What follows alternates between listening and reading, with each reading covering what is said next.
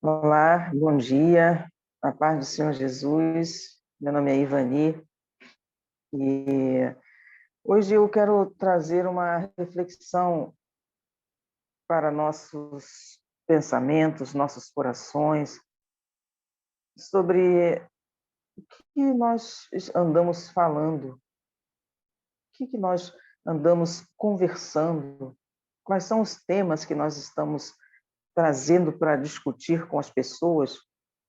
E quando eu falo em temas, não é que sejam palestras, nem grandes reuniões onde se falam coisas, estudos, apresentações, não. Os temas também são aquelas palavras, aquelas ideias que nós trazemos no nosso dia a dia em uma simples conversa com pessoas que estão ao nosso redor.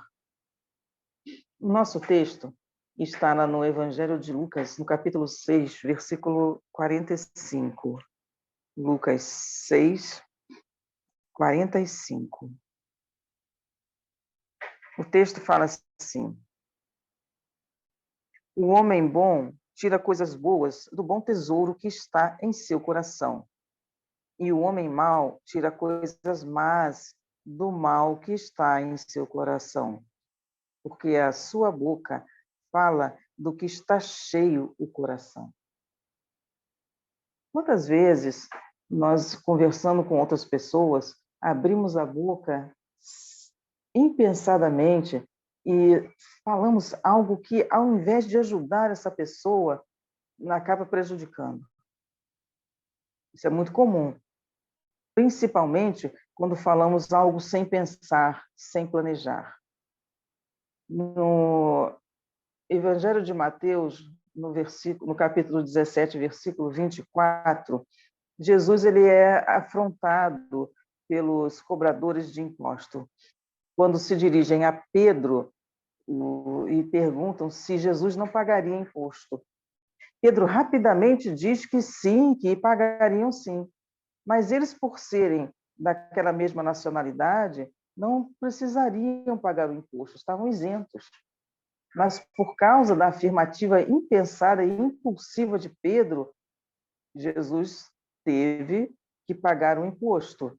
Então, ele pediu que Pedro jogasse a vara e pescasse, pegasse um peixe, e nesse peixe haveria moeda, e dessa moeda ele pagaria o imposto, tanto para Jesus quanto para Pedro, de uma atitude impensada.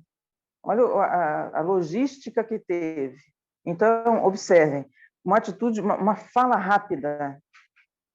Eles foram confrontados e foram cobrados. Então, Pedro rapidamente, não, a gente paga sim, vai pagar o quê? Eles não precisavam pagar nada.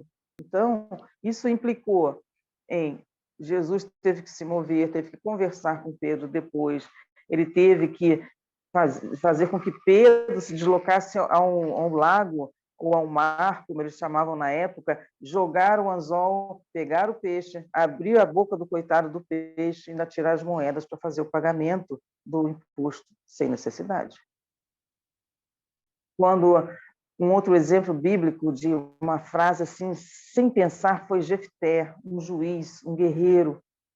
Jefté, ele falava que se ele ganhasse aquela guerra, ele ofereceria em sacrifício o primeiro que viesse, primeiro que viesse falar com ele logo após a vitória. E quem vem falar com ele é exatamente a filha dele.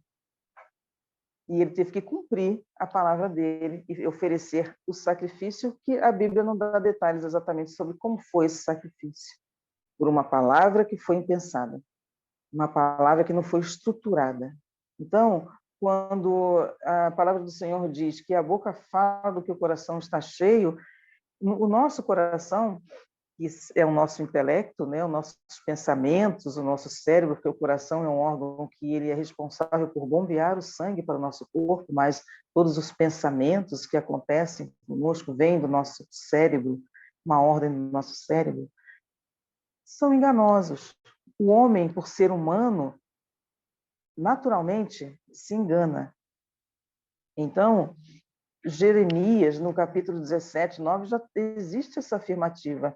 Enganoso é o coração do homem, mais do que todas as coisas. E desesperadamente corrupto. Quem o conhecerá?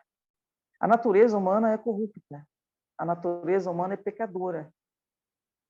Então, nós temos que tomar muito cuidado com o que falamos, como conversamos, palavras que nós não pensamos, que nós não programamos e, principalmente, que nós não apresentamos ao Senhor, podem fazer um estrago grande, não só na nossa vida, mas como na vida daqueles que nos cercam. Um outro exemplo disso está lá no Antigo Testamento, quando aqueles espias voltaram de vigiar a terra e trouxeram uma notícia ruim ao povo. Eles falavam sem fé, e aquela notícia que eles deram ao povo deixou todo mundo desesperado, porque falaram sem pensar, sem planejar. Ao nosso redor, no nosso dia a dia, existem pessoas que habitam conosco, e nós também estamos sujeitos às pressões diárias. Então, quando passamos por situações de opressão, ouvimos coisas que não agradam, ouvimos palavras que são ofensivas, palavras agressivas. Se nós focarmos nesse tipo de conhecimento que vem dos outros, sem planejar, sem apresentar ao Senhor, corremos o risco de replicar essas palavras àqueles que nos são próximos. E aí causamos as ofensas, causamos as tristezas, as amarguras, tudo porque não planejamos e não pensamos. Então, mas também existem as palavras que são abençoadas. Um exemplo, Jesus conversava com aquela mulher Ciro-fenícia, e ela queria muito falar com Jesus, porque ela via nele a resposta. Jesus, ele tem respostas e palavras de sabedoria. É por isso que nós temos que dirigir a nossa atenção para ele. Na situação desta mulher, Ciro-fenícia, a filha dela estava endemoniada, e ela estava aflita, ela sabia que Jesus poderia resolver o problema, e ela foi procurá-lo. Então, nesse diálogo que se trava, né, essa mulher dá uma grande demonstração de fé. E no final, Jesus fala para ela assim: pode ir, pela sua palavra. Ela disse que também os cachorrinhos comiam das migalhas que caíam da mesa dos filhos. Ela se colocou numa posição de humilhação, mas ela tinha fé, ela demonstrou fé. E Jesus falou, pela sua palavra, a palavra que ela falou, a declaração de fé que ela fez, o demônio já saiu da sua filha. E quando ela chegou em casa, a filha dela estava deitada e livre daquela opressão demoníaca, por uma palavra de fé. Jesus nos ensina a ter palavras de fé. Jesus ensina, por meio dos escritos que chegaram até nós, na palavra de Deus, que nós devemos pronunciar e pensar e manter a nossa mente sempre voltada para os ensinamentos. É o que diz lá em Isaías, né? Isaías, ele fala que o Senhor conserve em paz aquele cuja mente está no Senhor, porque nele confia. Que eu e você possamos ter a nossa mente voltada ao Senhor, porque estamos sujeitos a qualquer momento pelas opressões da vida e pelas opressões daqueles que estão ao nosso redor, angustiados e aflitos, estamos sujeitos também a assumir essa postura.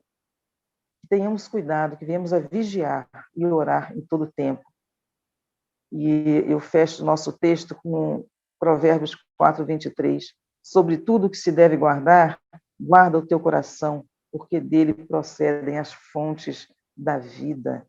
Que nós guardemos o nosso coração, guardemos a nossa mente, não venhamos investir tempo com visões, com filmes, com livros, com notícias, com conversas que nada vão contribuir para o nosso bem-estar e daqueles que habitam conosco.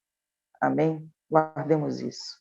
A boca fala do que o coração está cheio. Então, alimentemos o nosso coração com as boas palavras, com as palavras de fé que o Senhor Jesus nos ensina, com as palavras de sabedoria, que são as palavras de Deus.